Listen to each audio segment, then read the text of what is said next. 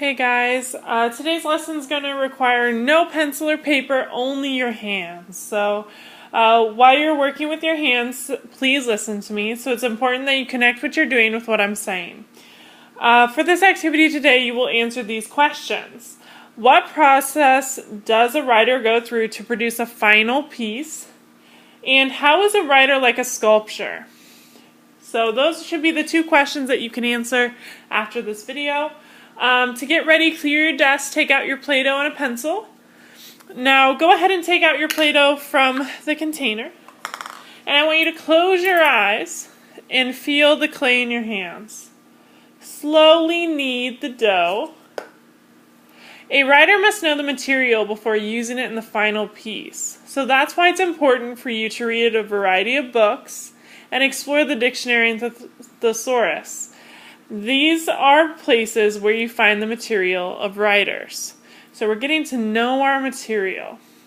So what is the material of writers? Words. It is important that you play with words, experiment with words in journals and learning logs and letters or notes. A writer plays with words like a sculptor kneads clay. Take a few minutes now and play. See what this material can do. Stretch it, pile it, press it, fold it. Don't make anything out of it. Just play. Okay?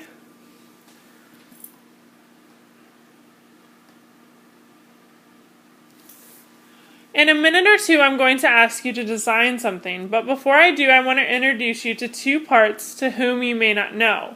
A writer, like a sculptor, has two parts that work together to produce a final piece. These two parts we call the creator and the critic. Which do you think has a bigger part in the first stages of writing or sculpting? It's the creator, the uncensored part, the part that part of you envisions ideas, that brainstorms possibilities, and conceives all sorts of ways to do something. When do you suppose the critic starts to work? Your critic jumps out when you need to decide, when you need to analyze, revise, or edit. When a judgment call is needed. If you hear a voice starting to judge when you are still in the pre-writing stages, you are still just getting ideas for your writing. Tell that voice to be quiet and to wait for his or her turn.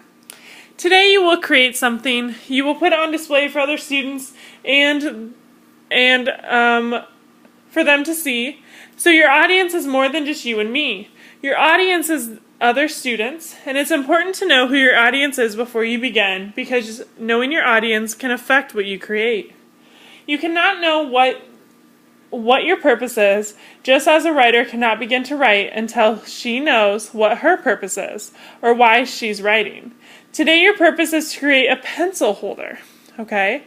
Something that will hold a pencil on your desk. The purpose focuses our intentions, a set path and a destination. So just like a sculptor, we have to have a path, a purpose for writing.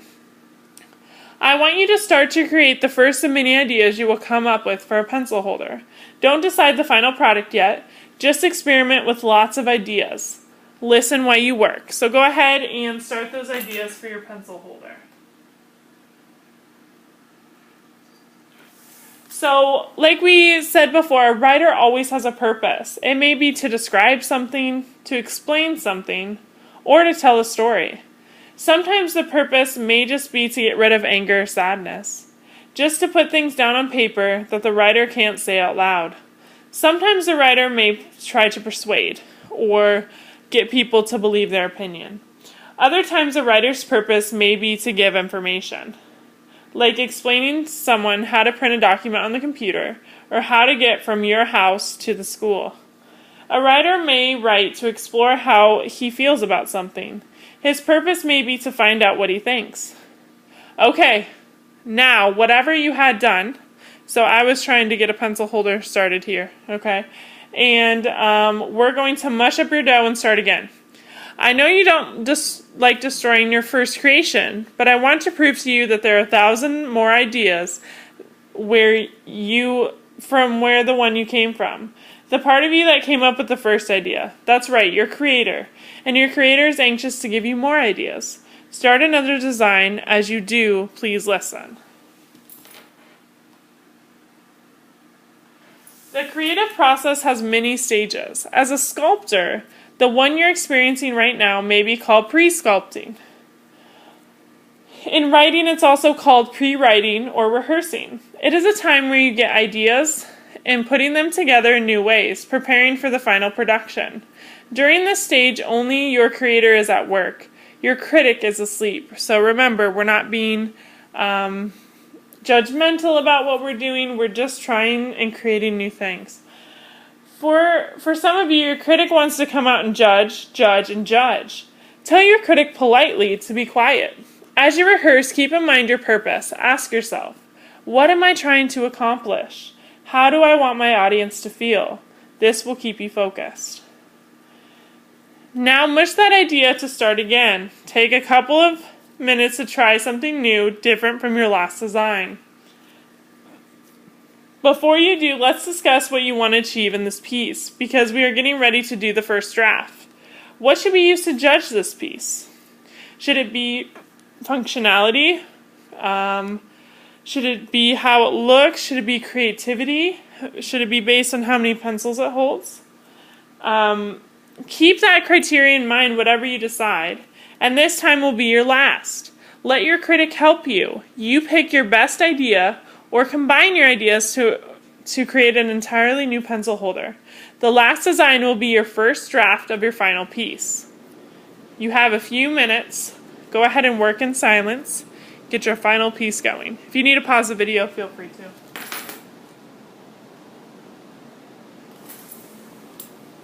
Now you've finished your first draft, so this is my first draft.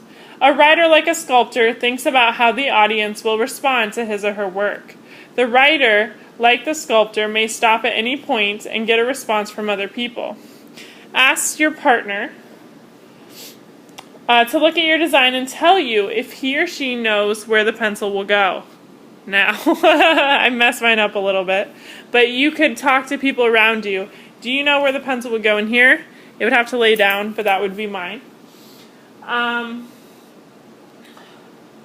It is not just a lot of Play-Doh thrown together. It has an idea or purpose. This quality is often called unity. One idea should be obvious to your response partner. If not, you have not focused on your ideas clearly enough.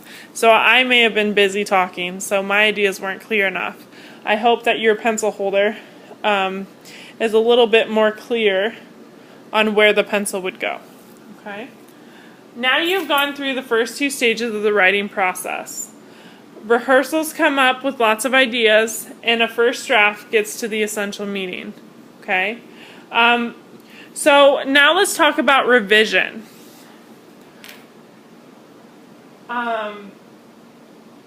You may want to look at your pencil holder again, just kind of like I did earlier. This will help you see it in a new way. So maybe you're looking from an angle.